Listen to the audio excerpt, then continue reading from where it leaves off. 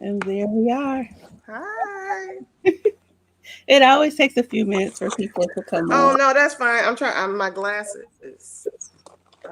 I had them and then I got up. So Oh if I'm no. squinting at all, it's because oh, there we go. There it is. So you want to do give me eight while people are waiting so they can have a recording? I got a good one for you. Okay. Well, I let's got try a it. good Okay. one. Okay. I will give you.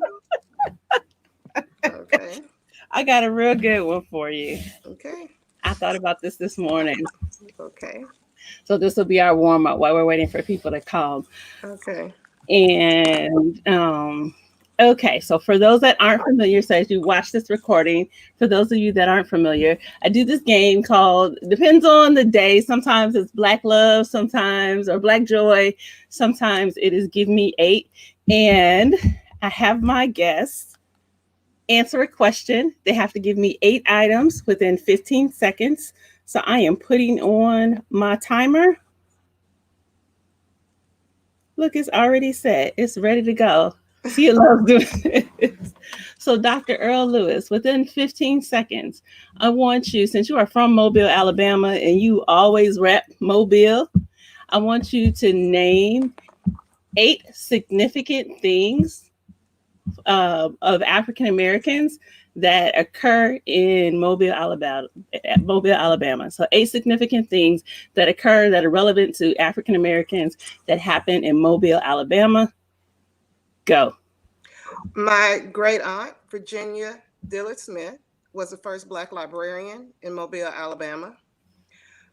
Many of the enslaved Africans came into the port of Mobile. The third one, Africa Town, was founded as a result of the enslaved Okay, you know we had Africans. 20 seconds now. Oh, you're interrupting me. Okay. We have Most Pure Heart of Mary Catholic School is the oldest Black Catholic church and school in out in the state of Alabama. We also founded the Knights of St. Peter Claver in response to systemic racism in the Catholic Church. We have General Gary Cooper, who was the first Mobilian to be named as an ambassador to Jamaica. We have artist Sanford Bishop, who is And you done said, and you like at 1 minute, but go ahead. I want oh, to hear okay. about Oh, my apology. I am so excited about being here today that and I love Mobile. So Quest Love was noted by Dr. Henry Louis Gates, who is a member of the Roots, as his family being among the last of the West Africans who came into the port of Mobile on the Clotilda.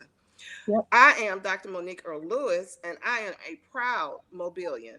I am the first African American to be seated at the United Way of Southwest Alabama as a senior administrator. Huh. I am the first in my family to um, obtain a PhD. My father, who is from Mobile, Alabama, has an Emmy. God rest his soul. He worked as a cameraman and then went to California and created this incredible life. How much more time do I have? I'm over time. Is that eight? Girl, How you many went is about that? 5 minutes. I gave you 15 seconds. Oh, well, I had to filter through what I was going to share because the first thing, which was not a Black go to, is that Mobile is the originator of Mardi Gras and it was the original seat of Louisiana. But those are historical facts, but they were not Black facts. So I appreciate the indulgence. Well, see, I thought you was gonna say Mardi Gras anyway, because I do see that. I know, but Yes.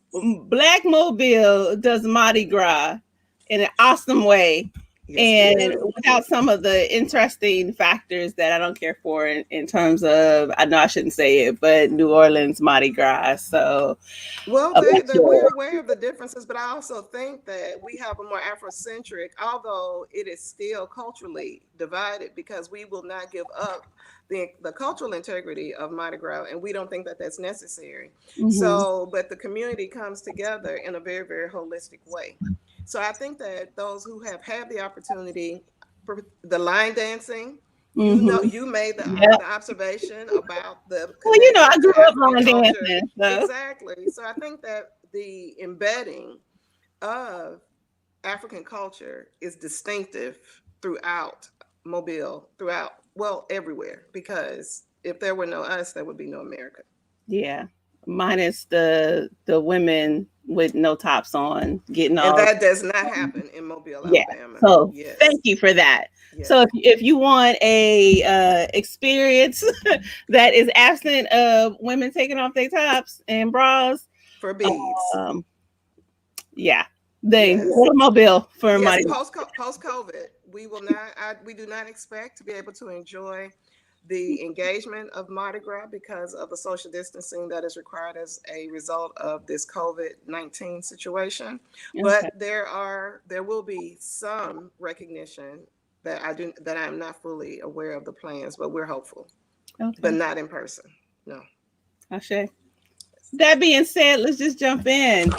Good afternoon, everyone. My name is Dr. Ifetayo Ojelade. I am a licensed psychologist. I'm also the executive director at A Healing Paradigm. And every single Friday, I am here talking to my colleagues from not only across the United States, but across the globe, talking about concepts in terms of African centered psychology and things that are relevant in terms of Pan Africanism, liberation psychology, womanist psychology, all things that are Black.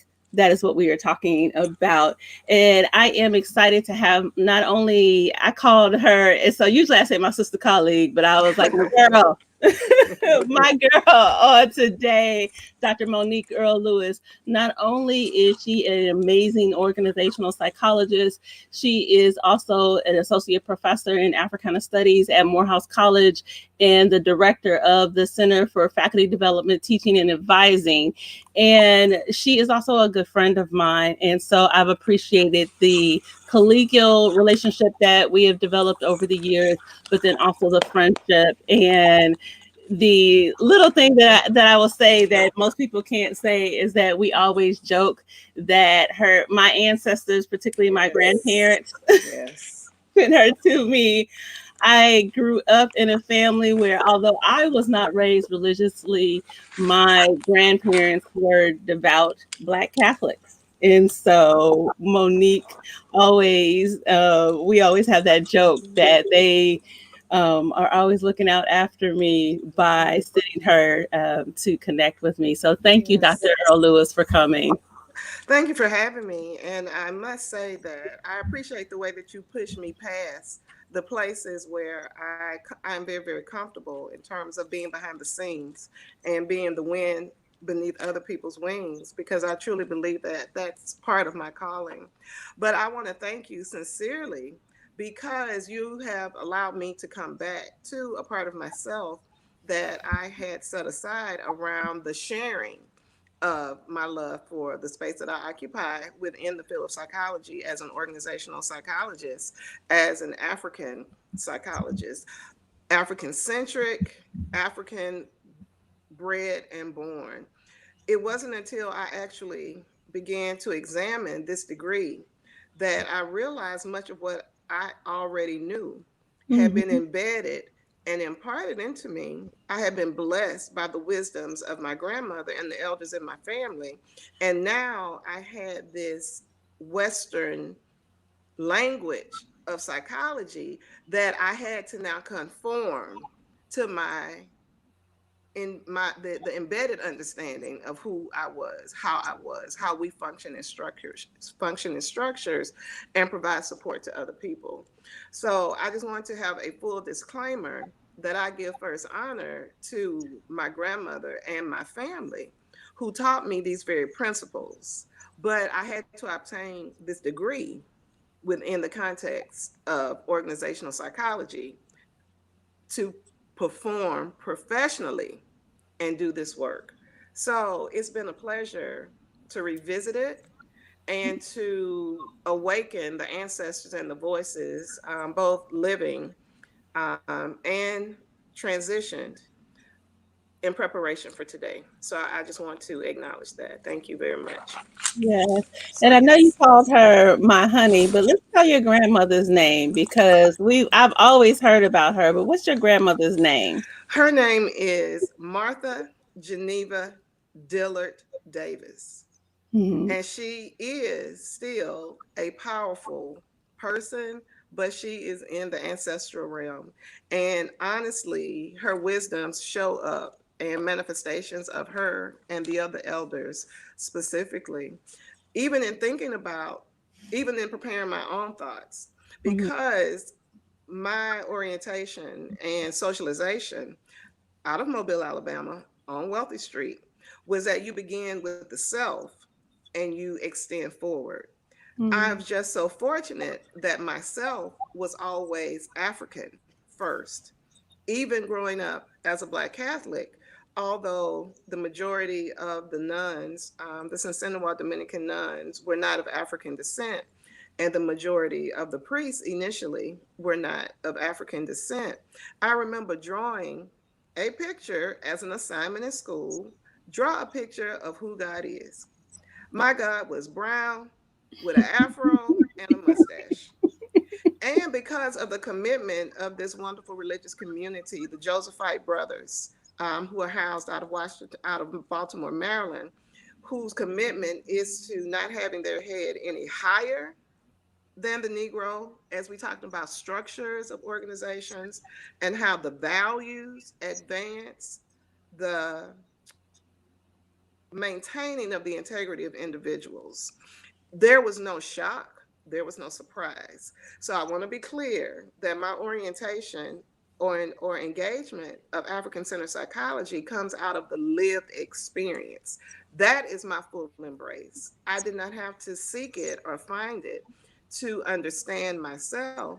It gave me a professional language for the world in which I was now operating that is validated for other people, but the principles have always been priority in my experience. And actually, I think that's a good segue for us to begin this conversation. I wanted to start out and just put a framework around because we're talking about pathology in organizations. So I want us to be able to define pathology. Okay. At the same time, I think what you just said and setting this up is really important because you come from Mobile, Alabama, and there's some significant things because people think of Southern cities. Sometimes I've lived in the South for over 20 years now, and sometimes people don't understand the significance of Southern cities, particularly a city like Mobile, Alabama. So when we think about Mobile, Alabama, what we have to realize is it was not only a significant port for ships to come in with enslaved Africans. There's also the fact that the last documented ship, the Cotilda, which came Yes. in 1864, came into the Mobile port. This ship in 1864 was so we're at the end of the Civil War, number one, and number two, so the so-called transatlantic trade in human beings had already been abolished, but yet the Yes. ship comes in and it brings these humans, these Africans, to Mobile, Alabama, and eventually they're freed as a result of the Civil War. But Mm-hmm. those individuals were so committed to maintaining their identity that Yes. they formed a town in Mobile, Alabama that still exists today that's called Africatown. Yes. And Right. in the earlier days, if there are any additional mobilians or people who have family, the area was called Plateau. Plateau. Okay. Yes, but it has always been known. It was formally established as Africatown, Hmm. but same values, same Hmm. commitment. Yes. And many people, one, don't even realize that that town exists, but two, realize that you can go there today and there's a graveyard. Yes. And there's a book, Barracoon, that Zora Neale Hurston wrote. And in that book, it was one of those manuscripts that wasn't published. And now it has been published more recently. And she interviews Kojo Lewis, who is one of the people that is on the ship. she presents him as the last surviving person. She knew that there was a woman that was still surviving. So he wasn't actually the last surviving person at the time that she interviewed him, but he was one of the last surviving people that came over and could remember the voyage of the transatlantic train in human beings. So I will put the book in the chat. So if people are interested, that book is a good read because it talks about his capturing, it talks about his experience of coming over, and that his lived experience as an adult comes through Mobile, Alabama. So there's a powerful history there that's in Mobile. That being said, because we know that that is a framework, like you said, the foundation, that's really like the incubator that you grew up in to be able to develop your identity. As you got out in the world and you began as an organizational psychologist to understand pathology, what was the definition that you came up with to be able to define when you talk about pathological organizations or pathology in organizations, what exactly do you mean? Well, and I must say that the emergence for studying pathology was actually born out of some of the work that I was doing while I was working in an organization. Because what I recognize is that organizational pathology, or pathology the way it exists in organizations, is any system, practice, structure, thought that is created or enabled that reduces the humanity of an individual or a group in any way. But the significance of this is that my observations that it is maintained within the organizational culture. And so it is so insidious that, for example, when you work in organizations and you have not articulated policies, but you have formal policies that are then compromised into informal practices or workarounds, that is very much a source of pathology because it has shifted the very nature, the very agreement around the way in which we are expected to work in our organizations. So any unhealthy practice, procedure, policy, the culture that generates these unhealthy thoughts or practices, that's where you begin to identify and understand how the culture, how the pathology exists within the culture of the space where you work. But as we think about it, all organizations are born or inspired by some type of pathology. Why do I say that? Because most organizations are formed to solve a social problem, to address a perceived need in the community. But when we think about it, the values that are embedded are central to whether or not the pathology will manifest itself in the actual organizations that were created to help and to serve. So I want you to give us some examples of that. As you're talking, I'm like thinking, oh, the founding of the United States, what's going on now in the federal government. So like I have all kinds of examples in my head, but I'm interested in what examples do you have? Like give us an examples of pathology. Okay. Well, one of the things in terms of the fact that we exist within the system of white supremacy and oppression, we're going to acknowledge that as a system level pathology. Yeah. Now, with that understanding, I want to go to the experience we're currently having across education, from K through 12 to post-secondary educational experiences. One of the things that we have always had concerns about in education is separate but equal, as well as making sure that we're advancing issues of diversity, inclusion, and equity. COVID-19 hit, and somehow, in a short period of time, we were able to provide devices, technology, access to technology to every student that was recognized as being enrolled in either a public or private school. That was the response to this national pandemic.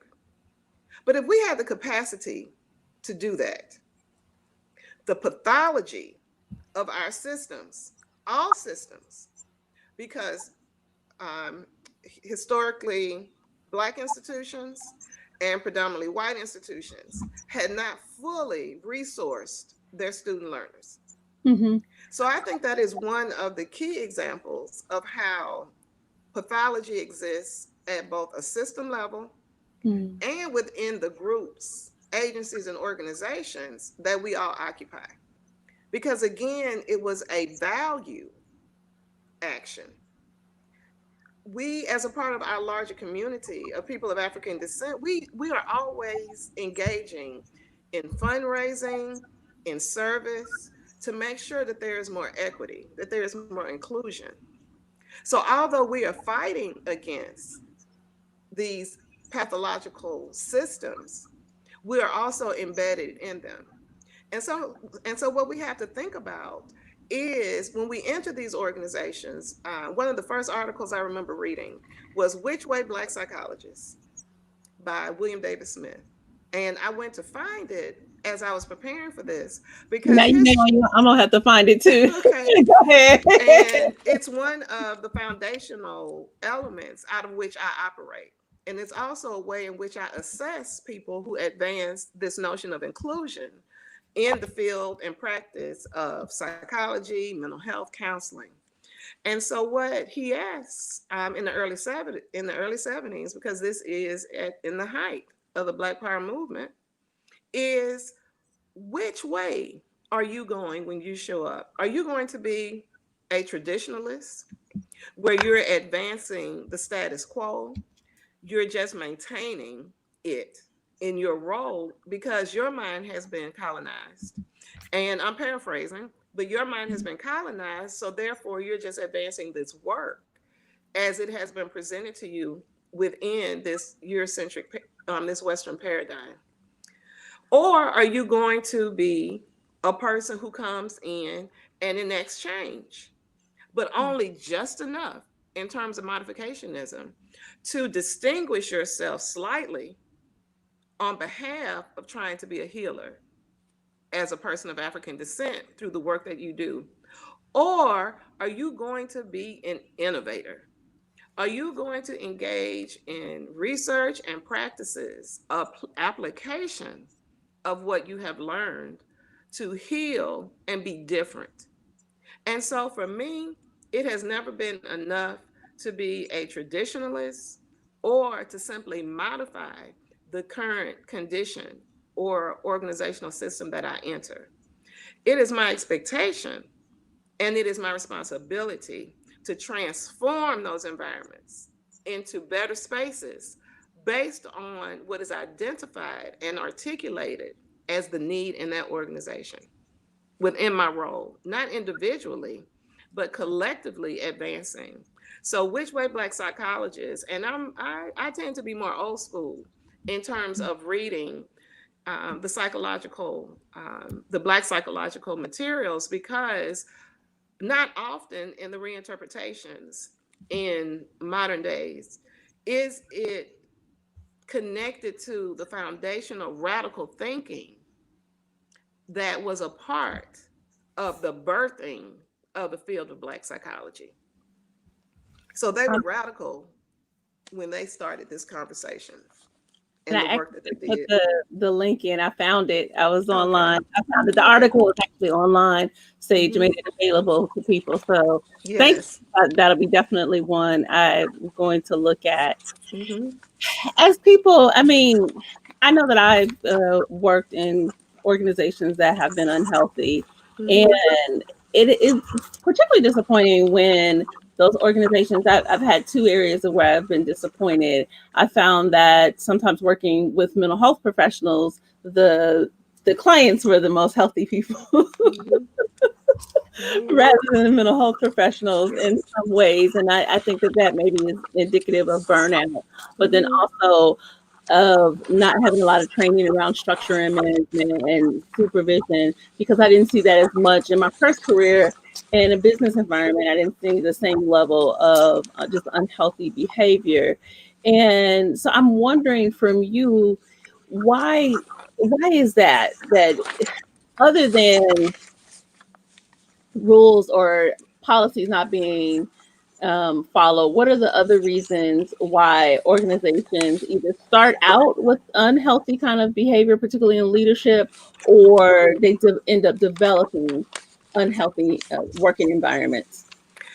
Well, and that's a very big question because I think that within our training, we are taught to look at observed behavior not as the problem, but as a representation of a Mm-hmm. problem. Mm-hmm. And so when I'm thinking about behaviors within organizations, if I'm talking about individuals, at its most basic level, I think that people are unable to perform because they're either unmotivated or they are unable. And their being unable can be as a result of a host of of concerns. One in particular, if you are in a very dynamic organization, and as a result of the environment, there is a lot of transformation, there's a lot of change, and you have very low conflict engagement skills, then that's going to be a direct source of distress for you often, Yeah. which is going to limit your ability to show up to do good work. Mm-hmm. So that is a piece of the so that's a part of how I assess what's happening in my environment by looking at both the individual, group, and system level characteristics, because we, although we are trained that you're to isolate behavior in order to study it, you can't do that simply in an organization because one change in the system changes everything in the system.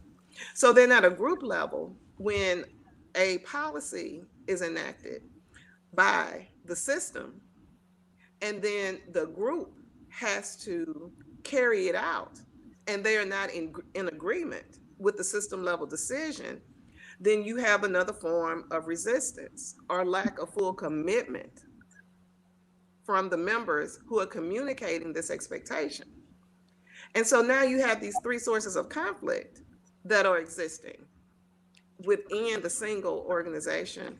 But when we're talking about in more generally, if there is not, when we talk about organizations, and one of the things that I always try to do is to define, well, what is an organization? And so when we think about organizations, number one, they are this consciously, intentionally coordinated group of people who come together to form a bond in which to achieve a goal. Right. So when we can deconstruct those parts, the vision, the values, the mission that is articulated by that leader tends to have really good traction when the organizations are small. As the organizations begin to grow and the different membership becomes, it changes because rarely, particularly now, do we have organizations who maintain the same individuals as a part of their internal workforce or group. So now you have these groups who have formed, and we know that that too is a process. The way in which groups they form, they norm, they storm, they perform. Mm-hmm. Because you have to create this internal community where you have tested these relationships so that you can work authentically, honestly, and harmoniously, which is one of the factors as a part of this Afrocentric organizational understanding. When those relationships are compromised within this Afrocentric space, you have to repair those relationships. Mm-hmm. You can't just move on to the next piece and expect people to be okay with that particular behavior. Mm-hmm. The relational aspect requires for the call and response. Yeah. This is what's happening within an organization. Let me elicit some feedback from you so that you feel a part of this decision making process. So I think that when we're talking about these different aspects, and sometimes the articulated mission and vision is not the work that the people are actually tasked to do. So then that's two things that you're saying. And that first one I think is really important when you're saying looking at things from an African centered perspective is this idea of community, recognizing that within an organization, that there's a community and people come Mm-hmm. together. And so that people need to be on the same page, that we have to Yes. pay attention to the relationships. And Mm-hmm. if there are breaches in the relationship, that those breaches have to be repaired. So Correct. sometimes I hear people say, like, well, I'm not here to have relationships. I'm just here to do the work and move on. How effective is that in organizations from a long-term perspective? Well, in all honesty, that depends on where you sit in the organization. Say more. Well, you can have what we know within the body of organizational theory, and what I do is to take the best of the fullness of the theory that exists and use it within my African context Mm-hmm. when I'm trying to explain human behavior. And so, one of the theories that I do advance in my work as an organizational psychologist is, what are the individual motives connected to this individual, which I can observe. So one of the motives that people, through research, is that people either have a need for power, they Mm-hmm. have a need for achievement, or they have a need for affiliation. The example that you just shared, that person will either have a need for power, most likely, Mm-hmm. because you want to influence, direct, and authorize the behavior of other individuals. Okay. Personally, I know that I have a need for achievement, but I also recognize that for me to have my individual need met, I have to be able to work effectively with and through other people. Mm-hmm. People with a high need for affiliation are going to be, hopefully, with a skill set, but they're going to come in and want to support the larger work of the organization and be excellent citizens around making sure that the individual and group needs are met, and that they're always there to support the individuals who are engaged in the work at whatever level. But if leadership is primarily concentrated with power, that means that there lacks engagement with the organizational members, that the work is not going to be effectively done. Because when people begin to feel this inequity within an organization, people stop working. They Yeah. slow the work down, there's higher absenteeism, Mm-hmm. or they just quit and leave. Mm-hmm. And you don't want people doing harm while they are present in organizations. It means they're not going to answer the phone. It Mm-hmm. means they aren't going to take work home. If they don't feel that they're being paid a fair wage, they're going to work less, yet show up to the Mm-hmm. organization. Mm-hmm. And so a lot of the quote unquote problems that organizations experience could be easily or more easily eliminated or reduced by engaging a more Afrocentric, collective, collaborative value as central to the work. I think about that, and this is like a basic example. I was talking to my daughter the other day. There's a local cake shop. It's like part of a chain, Mm-hmm. and for years I'd go in there and buy cupcakes for my staff because they enjoyed the cupcakes from there. And there Mm-hmm. was a woman that was always at the front, and I assumed that she owned the shop. Turns out she didn't own the shop because Mm-hmm. she was rude. Okay. She every time I went in there, I went often enough that you would think that I recognized her. I thought she would Mm-hmm. recognize me, but it'd be like I was like a new person every single time that I went in there. And she just wasn't. So when I say rude, she didn't do anything overt. She just was not warm. She wasn't welcoming. It wasn't that high. Like I never saw her smile not once. She never had like conversation. I mean, we're in there buying cake. You would think that, she'd be Mm-hmm. warm. So I just made the assumption, well, I guess she just owns the place, so she don't feel like she needs to, because people like the cake, so they just go in. Mm-hmm. That's gonna come back. Mm-hmm. Yeah. And then how I found out that she knew me? How? So because you remember my hair was long and it was down to my waist. Mm-hmm. And then after I got initiated, my hair was cut off. Mm-hmm. And I went in after I got initiated and she said, "Oh, you cut your hair." That's the most conversation that woman ever had for me. Wow. And And see, yes. I And see, was with but one of the things that is one of the most basic things that we learn as psychologists collectively is not to commit what you're just saying is that fundamental attribution error. like, That mhm. because not everybody, for instance, I am not a smiling person. So coming on camera, I'm going to put forth the effort to present myself in a way that is within the normative exchange of human behavior. It's Mhm. not, but I'm not as naturally of a smiling person as you are because you have this joy that comes forth from your smile. That's what I remember from the first time I met you at in Miami at the Association of Black Psychologists National Conference when you were working on your PhD. Mhm. That's what I remember most about you, that joy that you shared just through the smile. So not all of us are smiling people as a characteristic, and there are these normative behaviors that we need to be mindful of and take a moment to say, but you saying that that behavior was consistent. So that was who she was. Now, Mhm. perhaps, and the fact that as a part of the exchange that we have or the expectation, we greet people.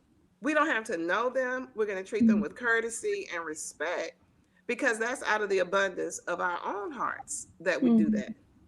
But sometimes we have to recognize, and I know that I've committed that same error, not understanding the context of a person's behavior because I'm trying to understand why we are not making what I have come to understand as an authentic Connection. connection. Mhm. Yes, and I have to be mindful of that, in my classroom as well, because I know that this week I have been awesomely surprised from some of the quietest students in my class who just showed up awesome for a very simple task that I asked.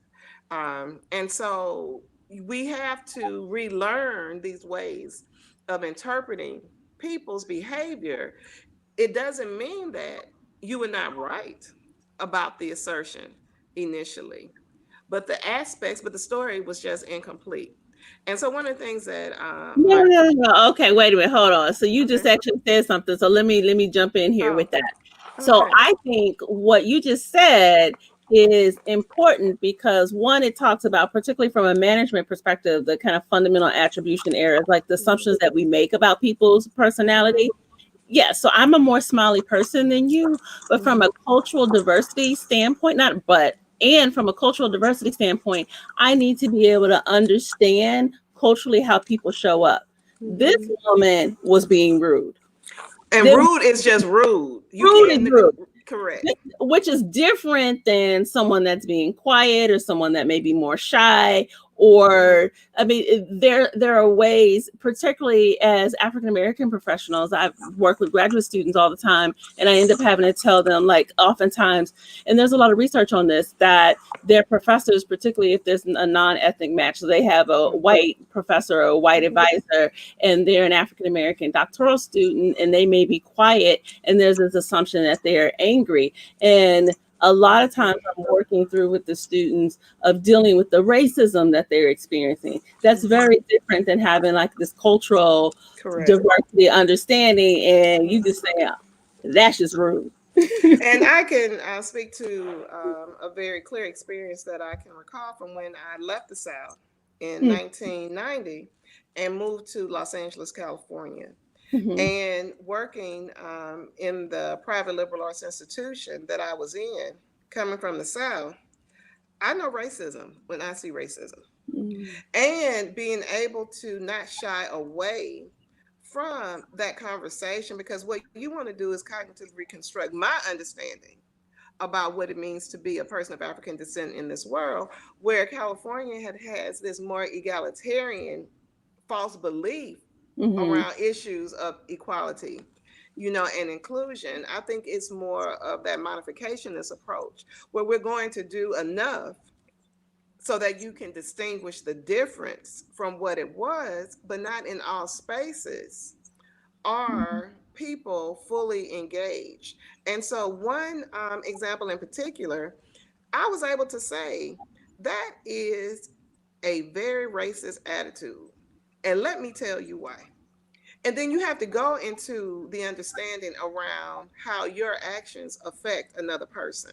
But Mm. because I am Afrocentrically grown, my core was not affected by it.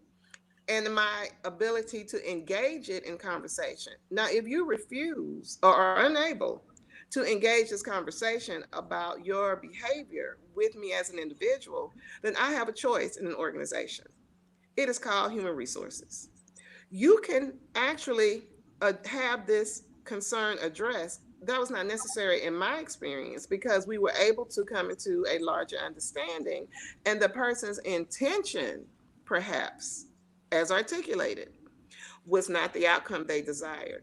But when you are engaging or encountering issues of racism, sexism, ableism, homophobia, these macro and microaggressions, you have to report it because the worst thing that you can do is to give people permission to do it again.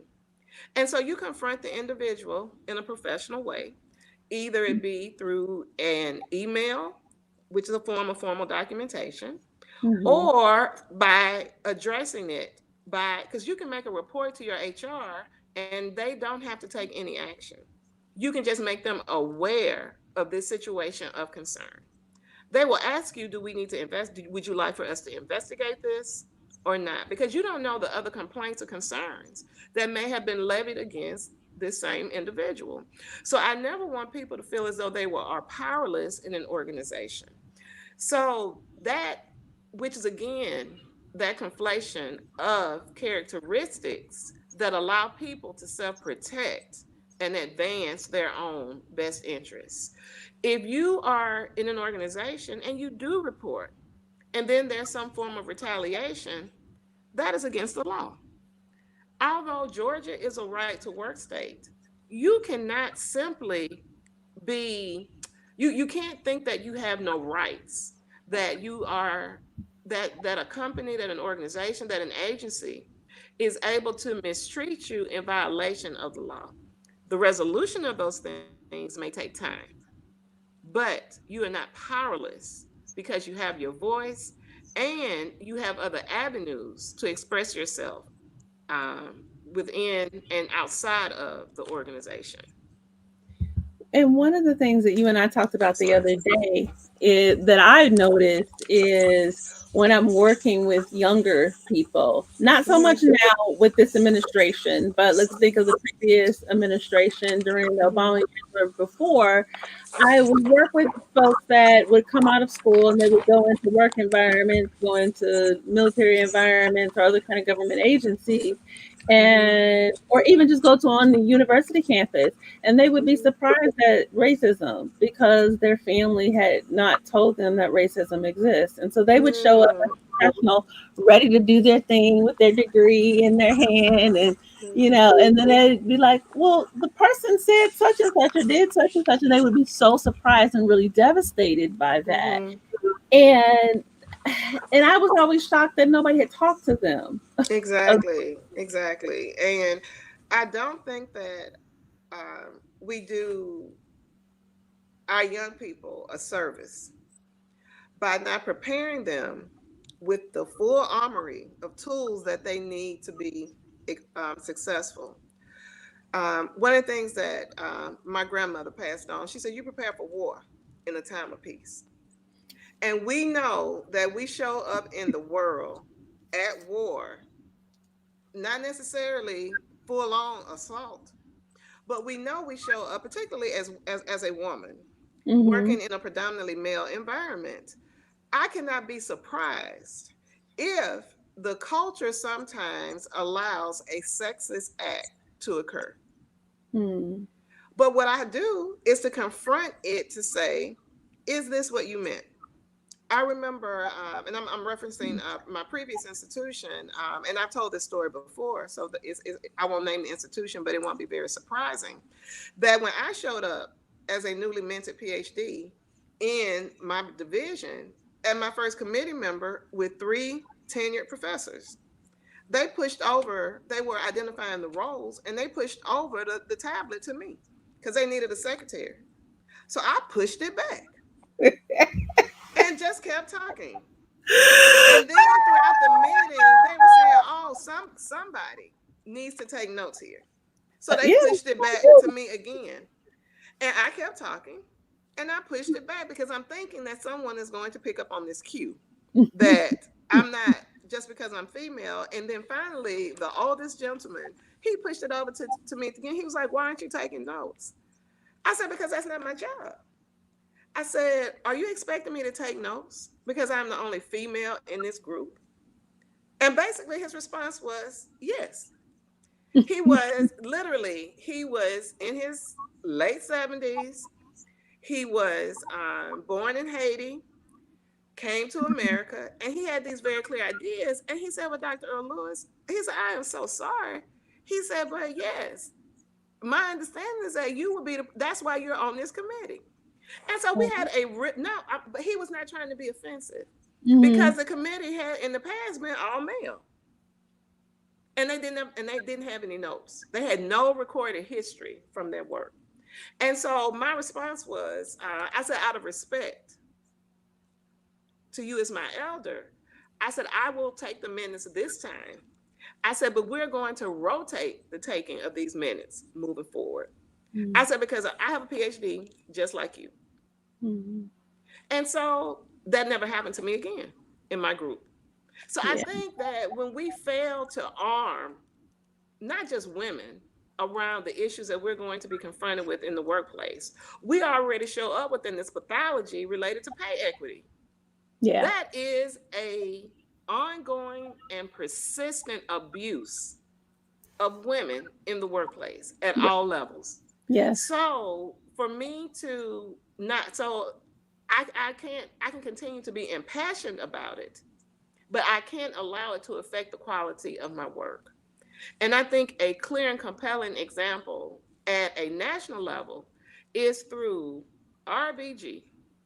She was the consummate worker on that Supreme Court that we are hoping we will one day find a suitable replacement. She advanced the issues of women while dealing with a system of hatred against women.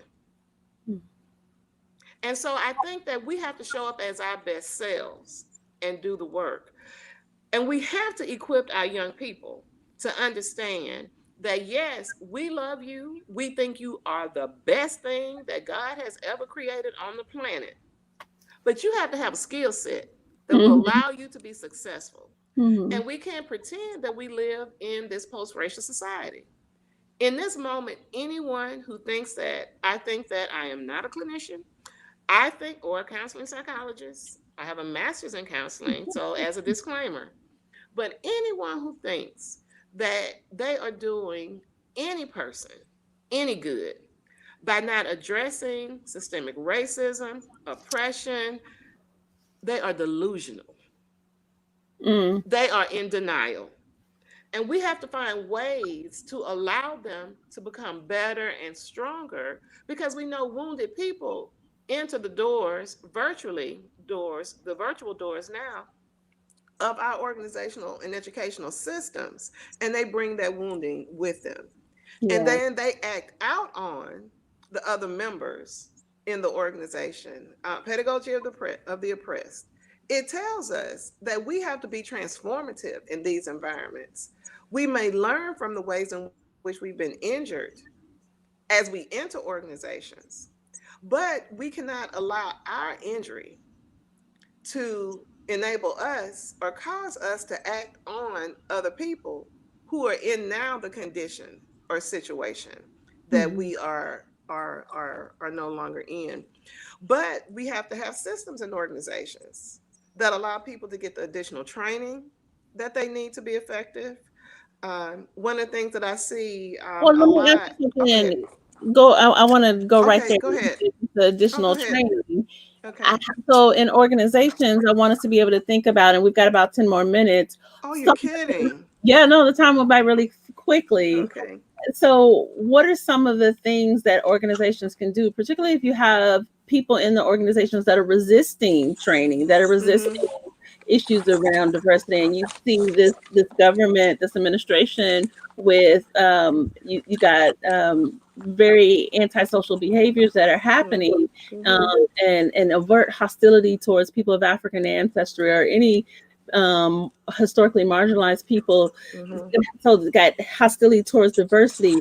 When you talk about training, how does an organization address that when you have people within the organization that are Mm-hmm. resisting those kinds of transformative measures? Well, I think that one of the things that we have to remember is that power concedes nothing without demand. Mm-hmm.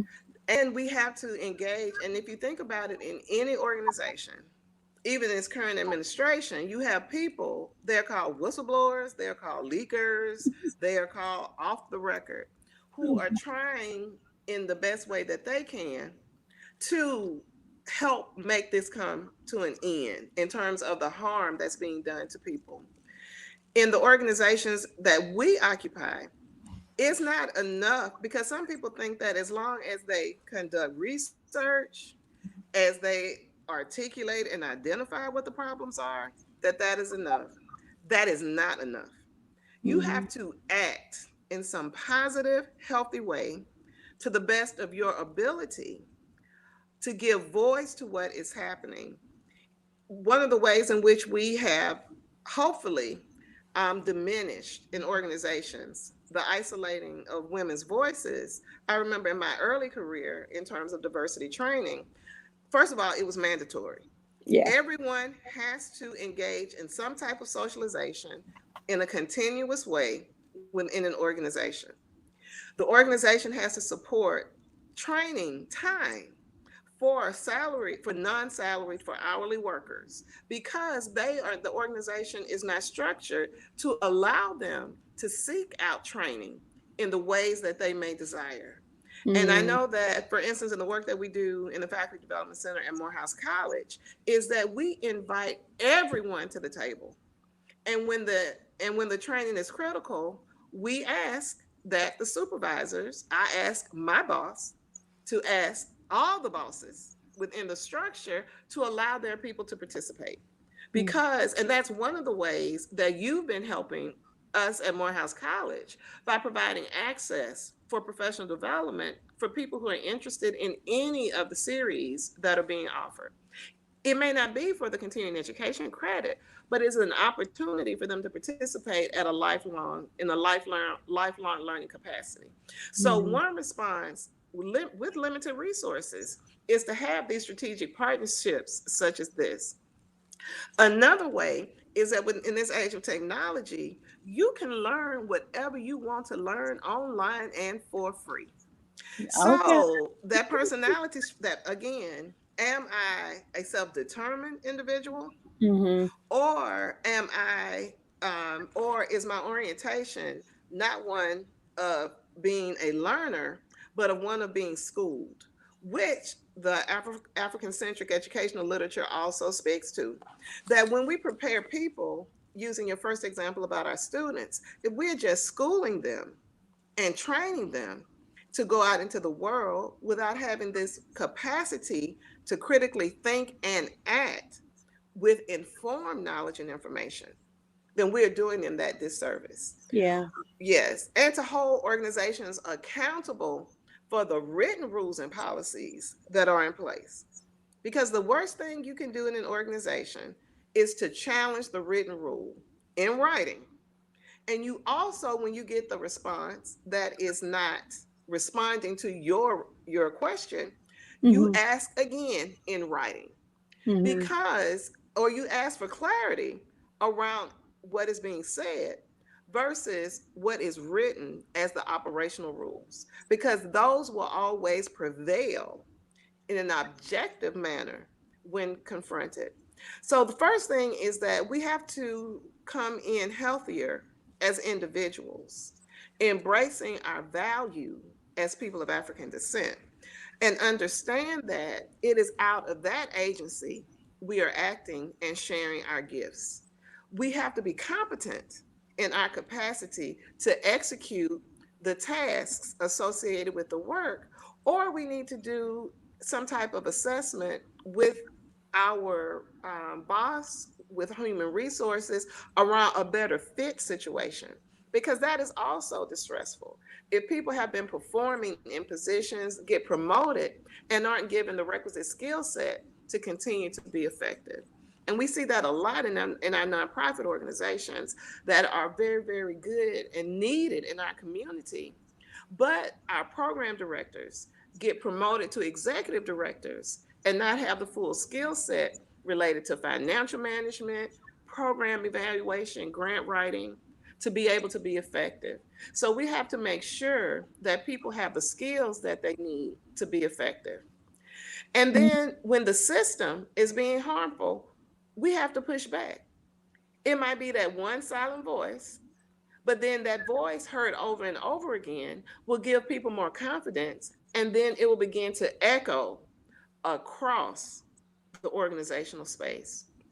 I don't know if you Dr. Earl-Lewis, remember. can I jump Yeah. in really quick Okay. because I know we're our time is Oh coming gosh. in. No, Yes. no, no.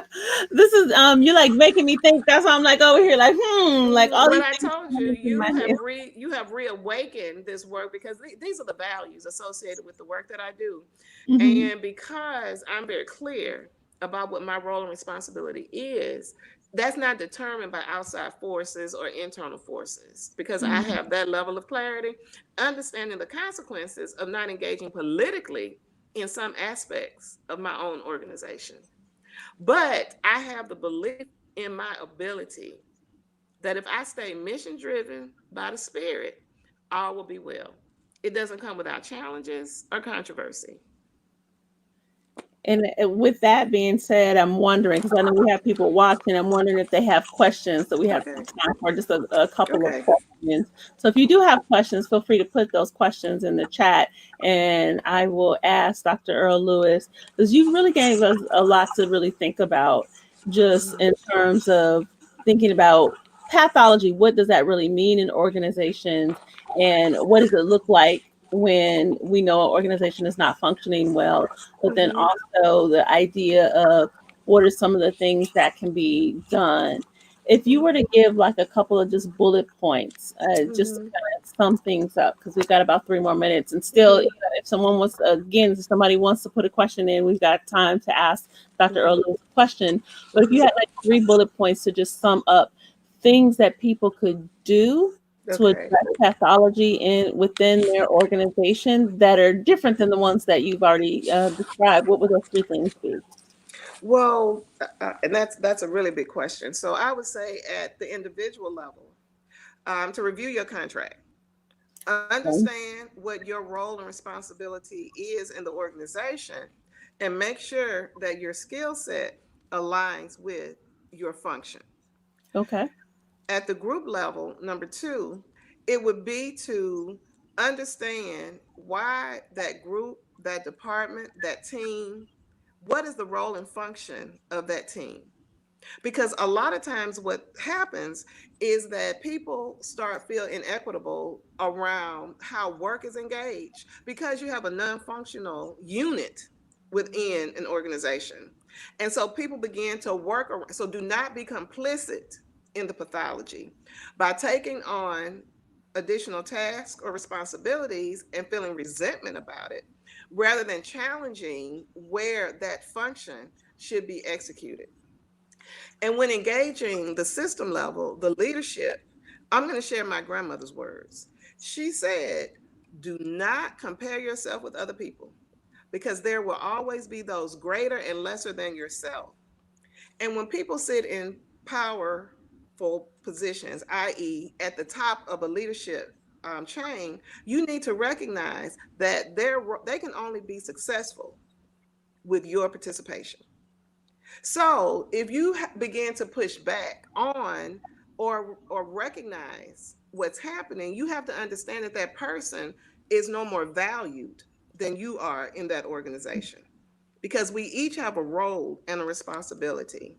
And to go to the rules, to articulate the rules, it's not about what you think, it's not about how you feel, These are the rules. These are the standards for operation. I'm experiencing some conflict. I'm experiencing some cognitive dissonance with what's happening here. You don't have to use those words, but as psychologists, that's the experience of it. And to have clarification around the written rules that are not subjective, around your role and responsibility, which is not subjective. And then you begin to negotiate a compromise that feels a win win to both you and the organization. So, Dr. Earl-Lewis, we'll take that as the closing remark. We are out of time. Thank you so much. We definitely have to Yes. continue this conversation because I Thank really you. want to be able to talk more about how do we heal in organizations that have Mm-hmm. unhealthy behavior, because Mm-hmm. we know that this is a foundation. So when we talk about Yes. mental health, Yes. organizations and the place that we spend most of our time. So if we're at work, Mm-hmm. the majority of our waking hours are at work. Mm-hmm. And if we're in an unhealthy environment, we need to be able to look at that and have Yes. ways to be able to address that and Yes. effective methods. So thank you Yes. for showing up and just having this conversation with Thank me. you. Thank you. And if you can't get help in your own organization, Mm. email Dr. Ojelade at a healing paradigm. No, I'm saying that I will I provide. didn't know you were No, gonna say no, that. no. Wait. No. I'm Okay. saying I will work with you to provide solutions for the Mhm. larger community, because I remember when you served as president for the Metro Atlanta chapter Mhm. of ABSI, those were some of the ways in which we did engage the community. And Mhm. so I'm saying that as a part of my service and responsibility, that if you do receive questions that are not mental health in nature, Okay. that are related to how to approach solving concerns, I'm willing to be that support for you as you are support for me at Morehouse College. Okay. I appreciate you. Thank you Thank so you. much, Dr. Earl Lewis. Thank you. Everybody have a wonderful weekend. Ashe. And Thank you. hopefully you come back every week. So every Friday I'm here hanging out. Next Friday we have another presentation. So definitely come back.